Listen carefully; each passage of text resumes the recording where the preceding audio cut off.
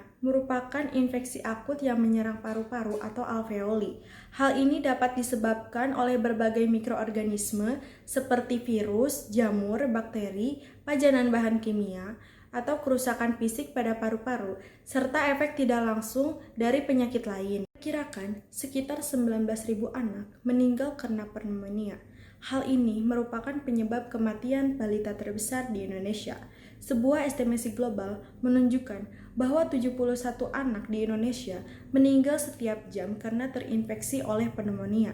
Sekitar 886 kasus pneumonia pada balita di Indonesia pada tahun 2021, sedangkan 217 diantaranya meninggal dunia. Angka prevalensi pneumonia yang tinggi pada bayi usia 0-11 bulan sebesar 23,80% dan pada balita usia 1-4 tahun sebesar 15,50%. Oleh karena itu, pneumonia masih menjadi masalah kesehatan yang serius di Indonesia. Terdapat beberapa faktor resiko yang dapat meningkatkan kemungkinan terkena pneumonia. Yang pertama yaitu usia, seperti bayi berusia 2 tahun atau lebih muda, karena sistem kekebalan tubuh mereka yang masih sangat berkembang selama tahun-tahun awal kehidupan mereka. Sebaliknya, orang yang berusia 65 tahun atau lebih tua, karena sistem kekebalan tubuh mereka yang mulai berubah seiring waktu sebagai bagian normal dari penuaan. Yang kedua, lingkungan hidup, seperti terpapar bahan kimia tertentu, polutan, atau asap beracun yang dapat meningkatkan risiko terkena pneumonia. Yang ketiga, kebiasaan gaya hidup, seperti merokok, konsumsi alkohol berlebih, serta memakan yang kurang bergizi. Kondisi medis lainnya, yaitu yang terakhir, seperti batuk yang sulit karena stroke atau masalah menelan, tidak bisa bergerak banyak atau sedang dibius, pilek atau flu, dan lain-lain. Berikutnya terdapat patofisiologi pneumonia. Di bawah ini merupakan penjelasan mikroorganisme yang dapat masuk ke paru-paru melalui berbagai jalur. Yang pertama yaitu mikroorganisme dilepaskan ke udara oleh orang yang batuk, bersin, atau berbicara dan terhirup oleh orang lain. Berikutnya, mikroorganisme juga dapat terinspirasi oleh aerosol, dikenal sebagai gas demulasi dari peralatan terapi pernapasan yang terkontaminasi.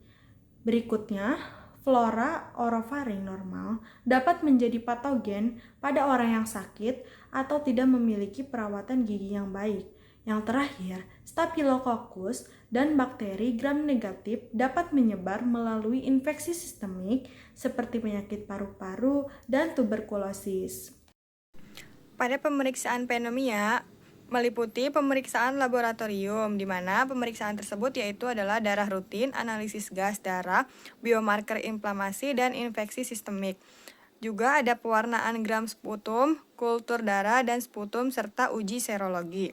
Kemudian ada diagnosis pneumonia didasarkan pada anamnesis lengkap, pemeriksaan fisik yang teliti, dan pemeriksaan penunjang. Anamnesis bertujuan untuk mengetahui mikroorganisme penyebab yang berhubungan. Kemudian ada pemeriksaan penunjang yang menjadi gold standar dalam penegakan diagnosis. Dalam penegakan diagnosis pneumonia ini adalah pemeriksaan radiologi. Pola radiologi dapat berupa gambaran air, Brugh-gram, atau air space diesel. Kemudian pada gejala yang umum muncul berupa demam hingga 38,5 derajat Celcius. Gejala distres pernapasan seperti apneu, napas cepat, dyspneu, kesulitan bernapas, adanya reaksi suprasternal, interkosta, subkosta, napas cuping hidung, serta penurunan saturasi oksigen kurang dari 90%. Kemudian menurut Karaklou-Klacki and Stouch tahun 2019, gejala lain ialah nyeri dada, batuk produktif atau non-produktif, dan kelelahan. Kemudian selain itu didapatkan suara perkusi pekak sebagai tanda konsolidasi paru, serta suara napas bronkial dan ronki nyaring pada auskultasi. Selanjutnya adalah tata laksana terapi secara non-farmakologi. Yang pertama adalah terapi oksigen untuk mengatasi hipoksemia.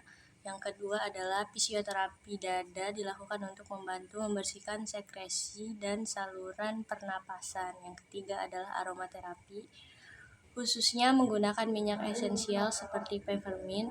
Itu tuh telah terbukti efektif dalam meningkatkan kebersihan jalan napas.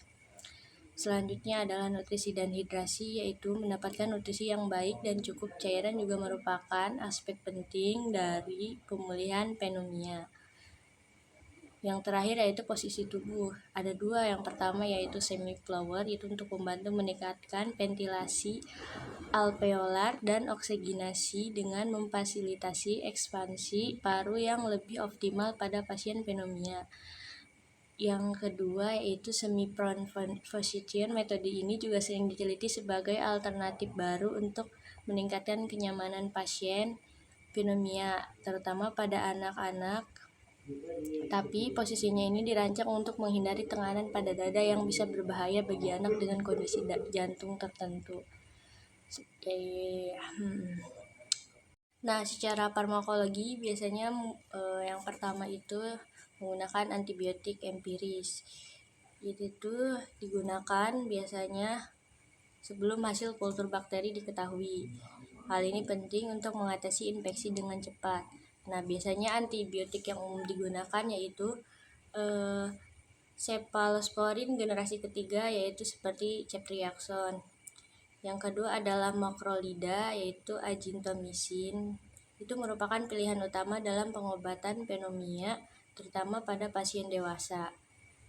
Yang terakhir adalah fluoroquinolone seperti levofloxacin juga sering digunakan baik sebagai terapi tunggal maupun kombinasi.